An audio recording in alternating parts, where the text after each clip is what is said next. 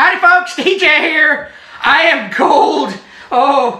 Northern California, storms knocking out power, limiting propane so we can get by. And it's freezing in the house. It's about 49, 50 degrees. Outside is at freezing. But we need to make a video today because I have a box here that says Atari TT. And we have some stories to tell. So let me take off my gloves. I didn't want to show my giblets, so I'm wearing a jacket and a hat, and I'm cold. But I now own a TT-030 again, and this is not your average ordinary TT-030. Well, for some maybe they'll say it is, but for me, this box may have stories to tell, and I have no idea if there really are some unique stories. But let's first show the box. Then we're going to talk about the TT-030 a little bit. I owned one in the past. I had to sell it. It seems like anytime the crap hits the fan, TJ has to sell one of his toys.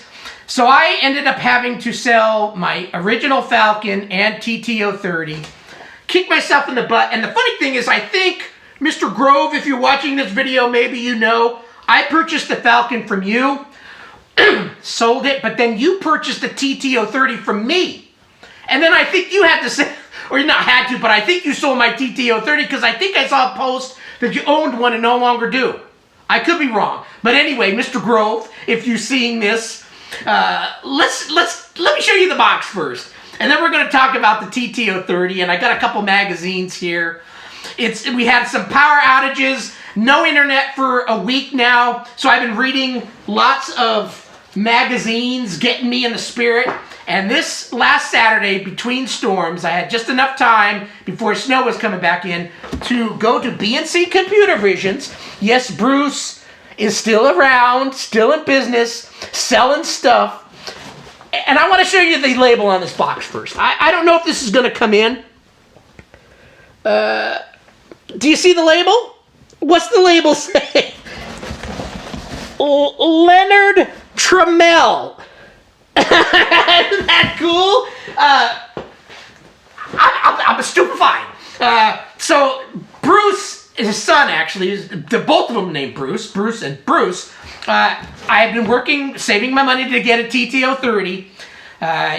And I said, I'd love to have a box. And they thought they had boxes, the warehouse didn't, but he had one box left. And after he looked at the label and seeing Tramiel, he's all, maybe I shouldn't be getting rid of this box.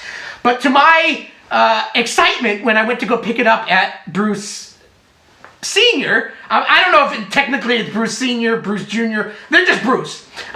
Picked it up. It was in this box, the one that has Leonard Tramiel's name on it. So let's look at the box a little bit more. So I have no clue. It doesn't match the serial number that's on my TT-030. But at some point in time, a business service of Marin sent to Leonard Tramiel, Atari Corporation in Sunnyvale, this TT-030 box. Let's see, it says TTKB, 1 of 6. So at one point it looks like there was 1 of 6. Anything else on here? 3 of 3. Oh, this box has been around. Anything on the side? No, some duct tape. That's awesome. The Tramiels like duct tape, or at least this Marin place did. I'm sure the Tramiels like, who doesn't like duct tape? I love duct tape. This side, there's more numbers and gibberish. This side, you're not really getting a great glimpse of the box. The bottom of the box, the top of the box, yeah. It says Atari, it says TT-030. It is all mine. Leonard Tramiel, if you're watching this video, which I doubt you are, what stories? At some point, it looks like Business Services of Marin sent you this TT in your name. Any story? Was it an early box, an early TT? Did you send them some and they send it back to you? What's the story? So, I've been working on, like I said, I've been saving for a year. So I purchased the Falcon, excited. Didn't quite have enough to... I stretch myself thin. There's certain things I want to get back that I lost. And the TT-030 is one of them. What got me so revved up to get another one? Well, I had one before and it was so cool. I think the design of the TT and Mega STE are so unique, so different, than every other box out there. I remember when I first saw it, I go, what's that? But then as I looked at it, the monitor, and you'll see some pictures in the future when I connect this up. I've got the PTC 1426 monitor that actually fits in this little slot. It's got a special base that locks in here. It's really cool. Let me show you the magazines first. So I saved these 2 magazines. I've got a lot of magazines. And what's the pictures on them? I kind of teased this before my internet went down, and I don't know when I'll be able to post this video. It's been a week now that I've had no connectivity. These Start and Atari ST User. This one's an overseas. This is a US mag. On the front are TTO30s. So when I started getting close to having enough money to get a TTO30 again, I started reading those again, rebuilding up the excitement. And then I've done a quick little video before of this magazine, Atari Computing. This really was, in my opinion, the last hurrah, the last of the kind of big magazine companies that put out a magazine. This one was from 96 until 2000, when the Millennium came by, and not the Millennium Falcon, but the Millennium. Were computers going to die then? Or were the Ataris going to live past 2000 because all the software said 1999 only? But the reason I brought these two out is this is issue number 1, and this is issue number 16, the last one. Basically, they were around for, I guess, about 4 years, 4 issues a year, something like that, 3.5 years. And I've been reading these. With the power going out and then no internet, what do? Well, if you're frisky, I won't go there. But I read a lot. And I've been picking up these magazines. I have almost the whole collection of these. There are 16. I'm missing 2 and 3. So if you're watching this and own 2 and 3 of Atari Computing and can spare selling it, I would be interested. Let me know the price, and I'm in the United States. Let me know cost of shipping over here. But I've been reading these, and it's kind of sad. The last issue is 16, and they saw the writing on the wall. Actually, at issue 14, they said, guess what? The fat lady has sung. We can no longer get by. They did their best, because when they came out with issue number 1 in 96 or whatever, they said all these other magazines have been folding this year. They kind of, built up enough excitement to kind of go another 4 years, about 3.5, 4 years of making an Atari magazine.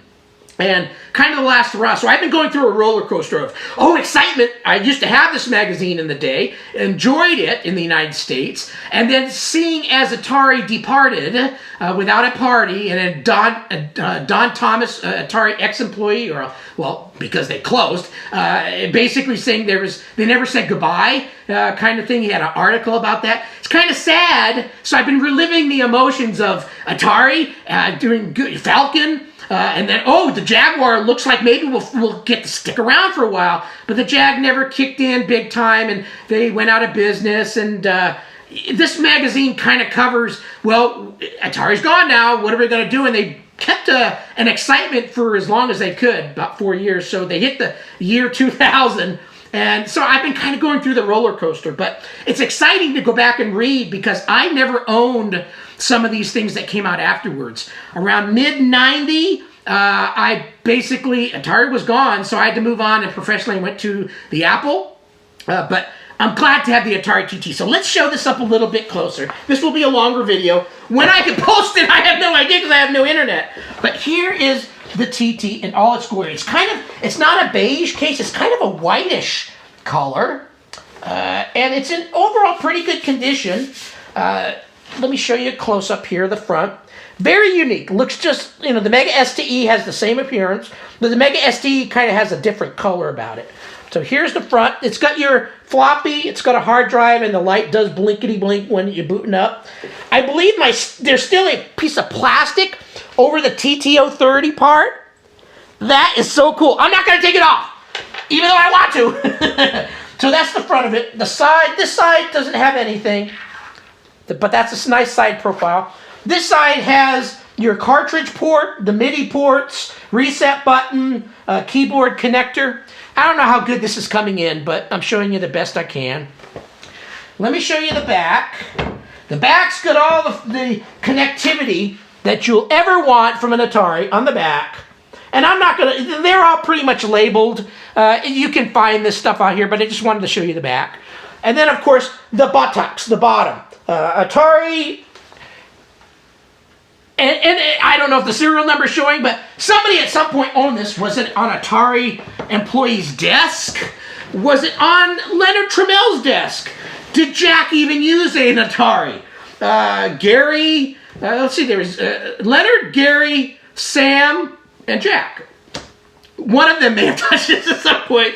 The odds are probably Leonard, right? I'm going to go with, that's Leonard's box. He was in there. He was shipping something. Beanie Babies. I don't know. Did Beanie Babies come out that far? But no, there was a TTO-30 in there. And this at some point went through Leonard's hands. And, you know, I'm a fan of the Tremels. Not everybody is, but there's people that don't like me. I'm just a dude, but for whatever, I rub them raw. There's always people that like you, dislike you, he's okay, type of thing. I like the Tremels. I love the story of Jack, and he obviously is got through the war and got over the United States and did wonderful things with Commodore, Atari. So everything, I was an Atarian. Even though I'm cold and I got my jacket on, what do I have? I still have an Atari shirt underneath. I'm bleeding Atari. And now I own a TTO-30 again. I'll make another video of it actually booting up and running. This is a very stock. It's got 2 megabyte ST-RAM, no TT-RAM, but it does appear to have the HD floppy, because I did stick a floppy in and it did format a full 1.4 or whatever it is. So I think it's got the biggest size floppy you can have in there. It did not come with a mouse. It did come with a keyboard. The proper... Oh, I don't even have the keyboard in here. You don't need to see the keyboard until later. It's in the other room. The TTO-30 is the cool part. But the keyboard's slick, and I'm happy to own one again. I have dreams and visions of getting... I'm normally pretty stock kind of guy with Ataris and stuff, just using it the way it was delivered, but I think on the Falcon and on the TT, I'm going to juice them up just a little bit.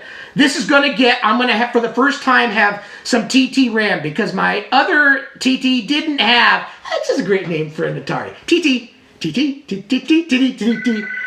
the phone. I got to get that, so I'm going to say goodbye. Goodbye.